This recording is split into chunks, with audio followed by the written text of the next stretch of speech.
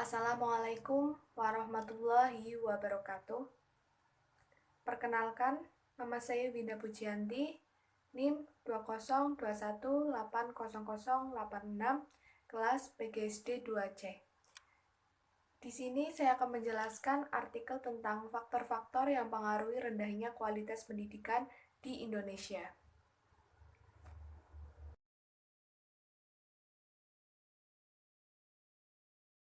Abstrak. Kualitas pendidikan di Indonesia hingga saat ini belum bisa dikatakan baik.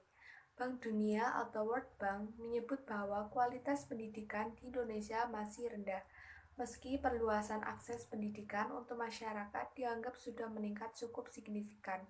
Satuan pendidikan di Indonesia mulai tahap SD hingga SMA dianggap masih lemah dalam banyak hal dibanding negara-negara lain. Mulai dari sarana dan prasarana, tenaga pendidik, dan kependidikan, serta kompetensi para lulusannya. Di tingkat SD, SMP, dan SMA, hampir semua sekolah terakreditasi memiliki titik lemah pada standar kelulusan, standar sarana dan prasarana, dan tenaga pendidik dan kependidikan. Hal ini tentu menjadi penyebab rendahnya kualitas pendidikan di Indonesia. Apabila hal tersebut terjadi, menyebabkan kualitas SDM atau sumber daya manusia di Indonesia rendah dibandingkan dengan negara-negara lain. Hal tersebut menyebabkan Indonesia tertinggal dalam bidang pendidikan dibanding negara-negara lain. Banyak sekali dari mereka yang putus sekolah karena faktor ekonomi yang menyebabkan mereka putus sekolah. Kadang juga karena faktor kondisi geografis. Bagian yang kedua itu adalah pendahuluan. Pendidikan sebagai suatu sistem terbuka tidak terlepas dari masalah, baik masalah mikro ataupun masalah makro. Masalah mikro yaitu masalah yang timbul dalam komponen-komponen yang terdapat dalam pendidikan itu sendiri sebagai suatu sistem. Sedangkan masalah makro yaitu masalah yang muncul dalam pendidikan itu sebagai suatu sistem dengan sistem-sistem yang lainnya yang lebih luas di dalam seluruh kehidupan manusia.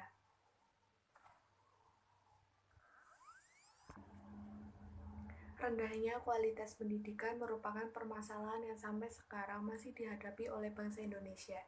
Hal ini dikarenakan oleh kurangnya kesadaran masyarakat akan pentingnya pendidikan bagi anak bangsa.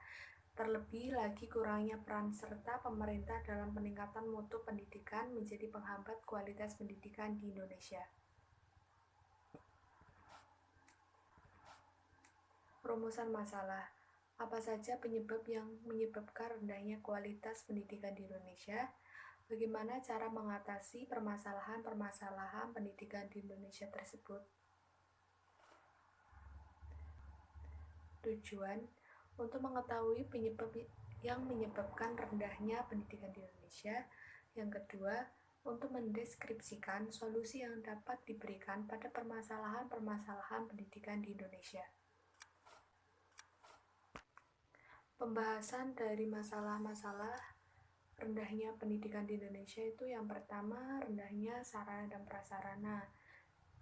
Untuk sarana dan prasarana bisa kita amati banyak sekolah yang kekurangan sarana dan prasarana seperti halnya gedung sekolah yang banyak yang rusak, kepemilikan dan penggunaan media belajar yang rendah, buku perpustakaan tidak lengkap, laboratorium tidak standar, pemakaian teknologi informasi tidak memadai, dan sebagainya.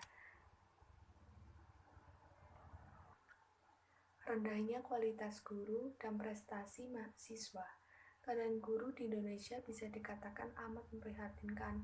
Hal ini dikarenakan kebanyakan guru belum memiliki profesionalisme yang memadai untuk menjalankan tugasnya sebagaimana dalam pasal 39 UU nomor 20 tahun 2003 yaitu merencanakan pembelajaran, melaksanakan pembelajaran, menilai hasil pembelajaran, melakukan pembimbingan, melakukan pelatihan, melakukan penelitian, dan melakukan pengabdian masyarakat. Sehingga dari faktor-faktor tersebut menyebabkan kualitas pendidikan di Indonesia masih sangat rendah. Hal tersebut apabila terjadi menyebabkan pendidikan di Indonesia kalah atau sumber daya manusianya menjadi lebih rendah dibandingkan dengan negara-negara lain. Indonesia tidak mampu bersaing di kancah dunia apabila pendidikan saat ini tidak.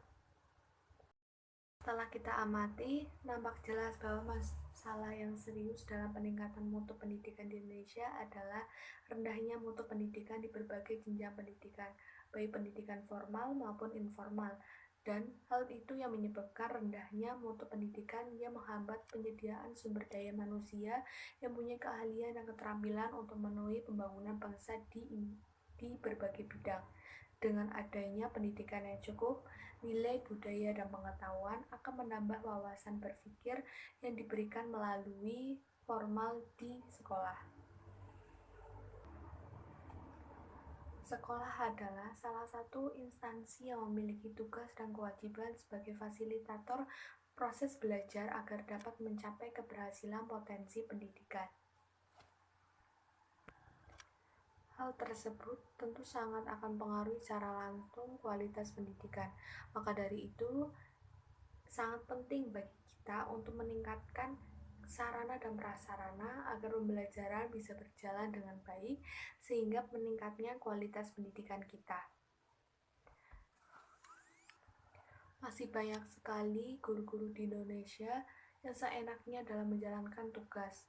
Contohnya terlambat masuk kelas, lebih banyak bercerita dibanding menjelaskan pelajaran, kurang memahami konsep materi yang akan dipelajari, dan menganggap bahwa siswa itu adalah subjek, bukan objek.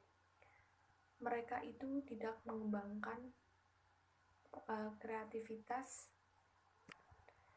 kurang memahami karakter siswa, bahkan masuk ke dalam kelas hanya untuk memberikan tugas lalu pergi meninggalkan kelas.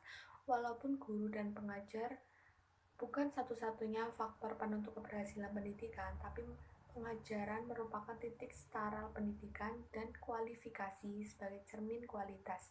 Tenaga pengajar memberikan andil sangat besar pada kualitas pendidikan yang menjadi tanggung jawabnya.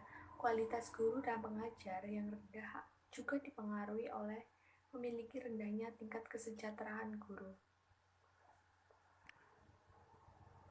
Dengan keadaan yang demikian itu, rendahnya sarana dan prasarana, kualitas guru dan kesejahteraan guru, maka pencapaian prestasi siswa pun menjadi tidak memuaskan.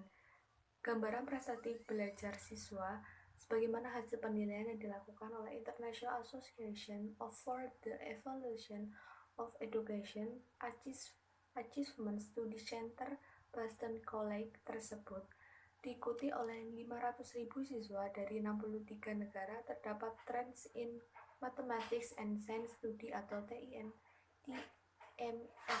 Indonesia diwakili oleh siswa kelas 8. Trends in Mathematics and Science Study atau TIMSS. Indonesia diwakili oleh siswa kelas 8 tahun 2011.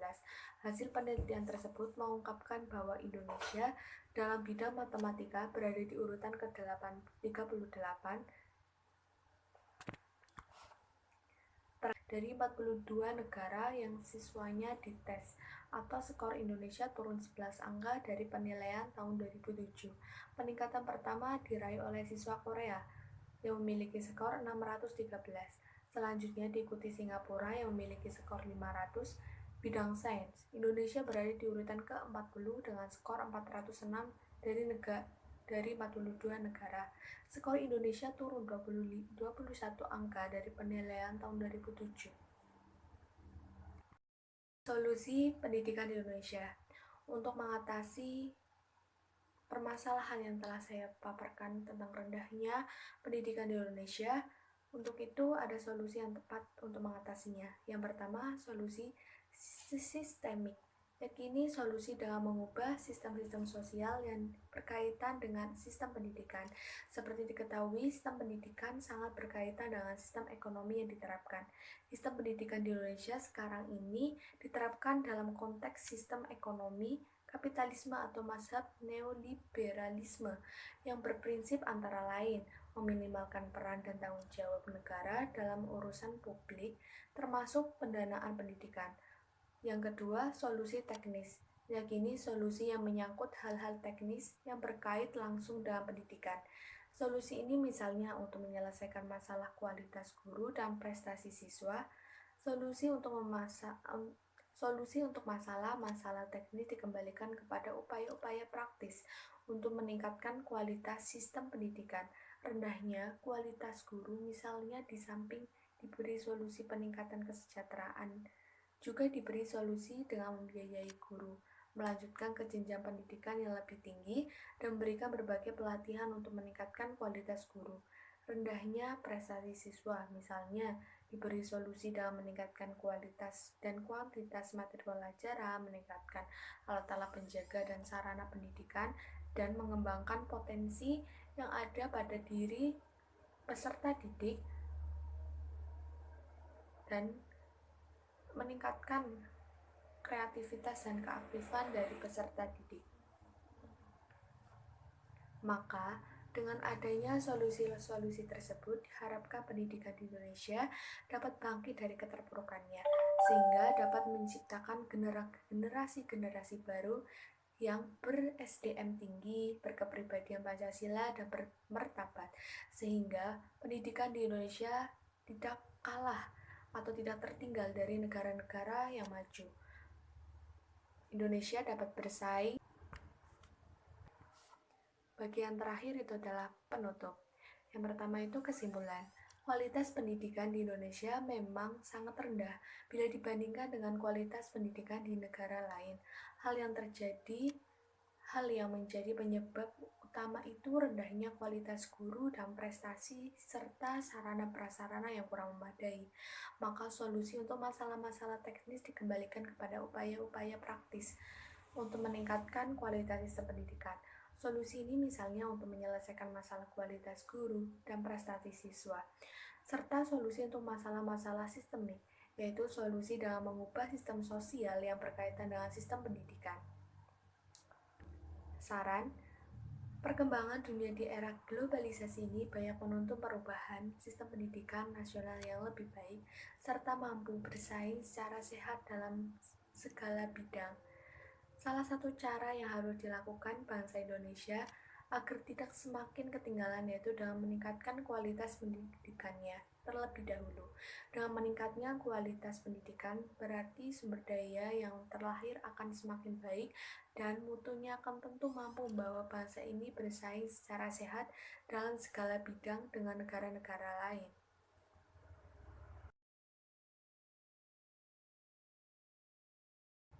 Demikian yang dapat saya jelaskan tentang artikel faktor-faktor yang mempengaruhi rendahnya kualitas pendidikan di Indonesia. Kurang lebihnya saya mohon maaf. Terima kasih. Billahi taufiq wal hidayah. Wassalamualaikum warahmatullahi wabarakatuh.